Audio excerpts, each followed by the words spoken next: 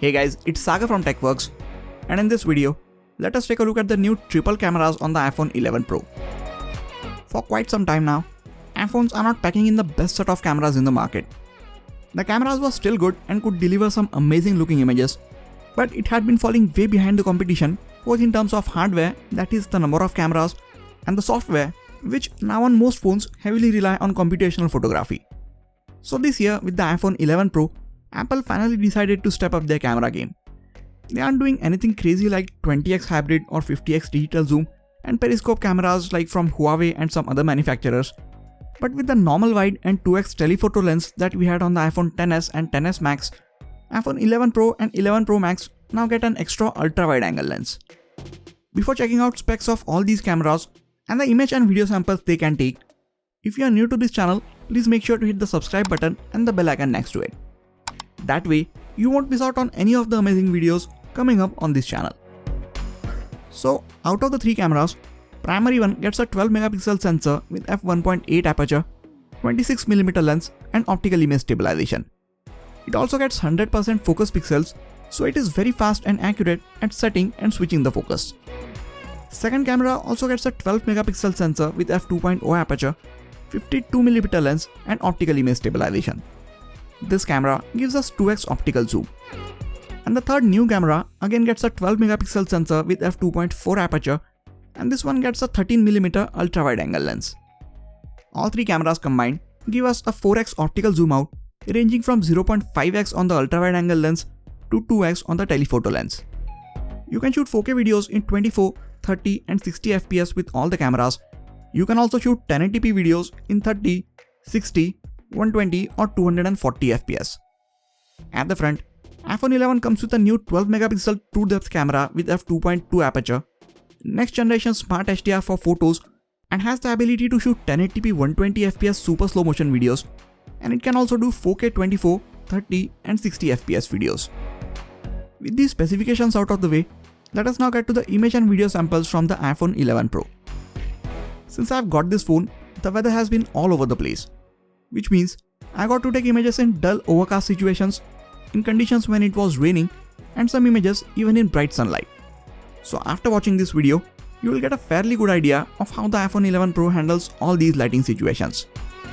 The 12 megapixel primary camera is mostly similar to last year, but with the new image processing algorithm, it manages to deliver much sharper and detailed looking images. These images look very natural and not too overprocessed like from some other smartphones, and the colors also appear to be natural and just as they are in real life.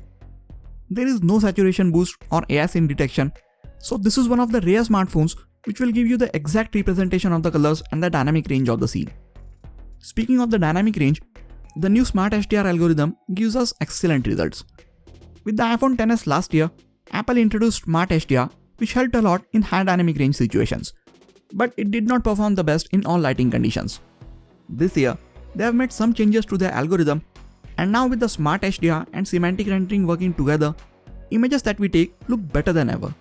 And now we get this amazing dynamic range while shooting 4K 60 fps videos as well. Coming to the close-up shots. Remember that the primary camera now comes with 100% focus pixels that is put to work when you take images like this. iPhone 11 Pro is very fast and accurate at setting the focus, which is very important when you take close-up shots. Look at how sharp the subject is, and thanks to the f1.8 aperture, how well the background is blurred out.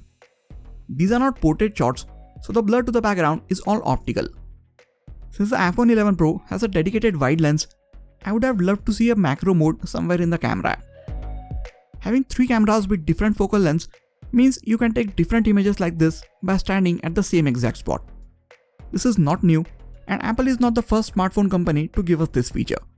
But they are the first ones to do it in a way that there is barely any shift in the white balance or color temperature of the scene as you change the lenses. On some of the other phones, there is a big change in color temperature and white balance when you go from a wide lens to the normal one and then to the telephoto lens. You can see the change in these images shot from the Huawei P30 Pro.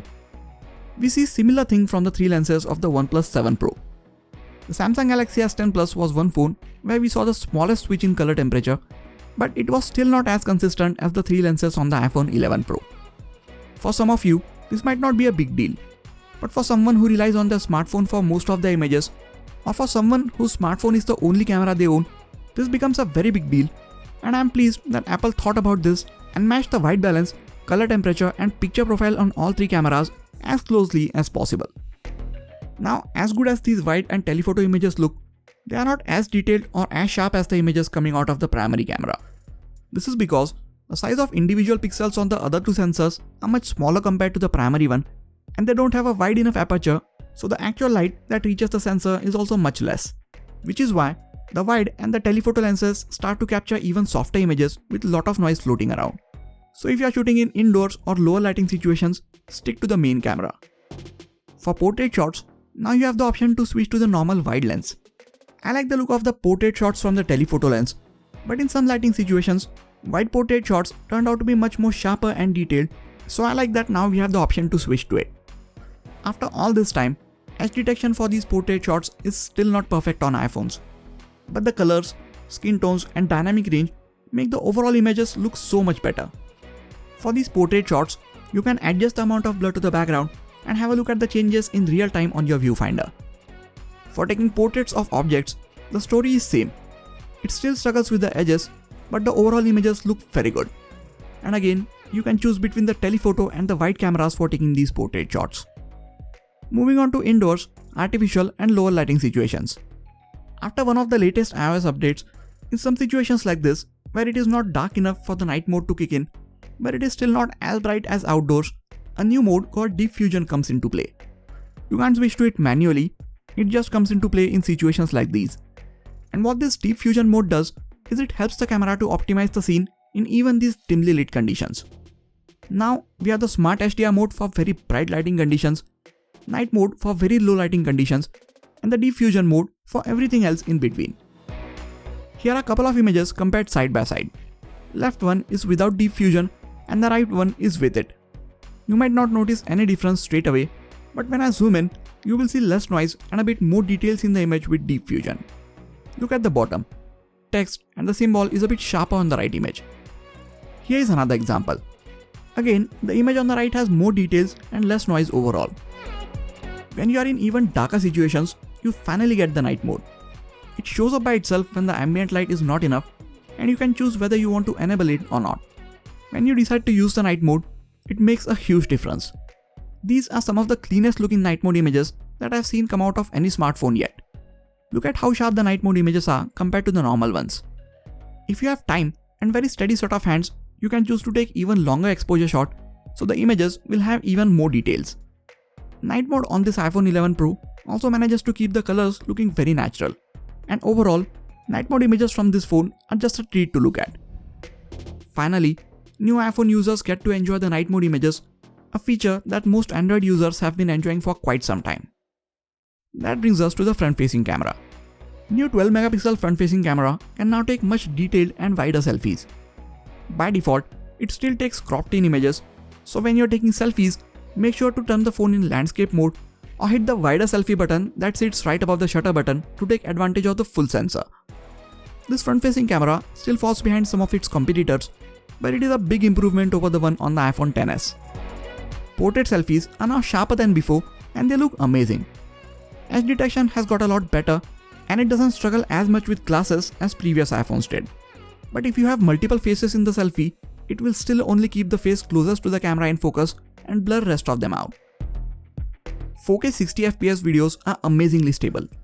iPhones have always been the best when it comes to shooting videos. I have tried Huawei P30 Pro, Pixel 3, Samsung Galaxy S10 Plus, OnePlus 7T and so on, but none of them come even close to the iPhone when it comes to video performance. If you are shooting 4K videos at 30fps, you can seamlessly switch between the lenses while shooting videos. But if you are shooting at 4K 60fps, you will need to choose the camera that you want to record with before you hit the shutter button. These are without a doubt the best cameras on any iPhone yet, and Apple has somehow not only managed to catch up with the competition, but even get past most of the other flagship smartphones, making the cameras on the iPhone 11 Pro best on any smartphone in the market right now. Cameras on the iPhone 11 Pro are definitely an upgrade over the iPhone XS. So if you are confused between the two, and if you are serious about smartphone photography, then go for the iPhone 11 Pro. But if you already have the iPhone XS and wondering if you should upgrade, then I would suggest you to wait for my comparison video between the two and then make your decision. If you are using an iPhone 8 or any other phone from before that and you are looking for an upgrade, the new iPhone 11 Pro will give you a much needed bump in the camera, battery and overall performance in general. So after looking at over 80 image and video samples, what do you guys think about the cameras on this new iPhone 11 Pro? Let me know in the comments. And if you are planning to get this phone, I will really appreciate if you get it from the affiliate links in the description section. It helps the channel a lot at no extra cost to you. That is it for this video guys. Please hit the like button if you enjoyed this video and subscribe to the channel for more quality tech videos like this. You can also check out some of the other videos from this channel. This has been Sagar and I'll catch you guys in the next video. Take care.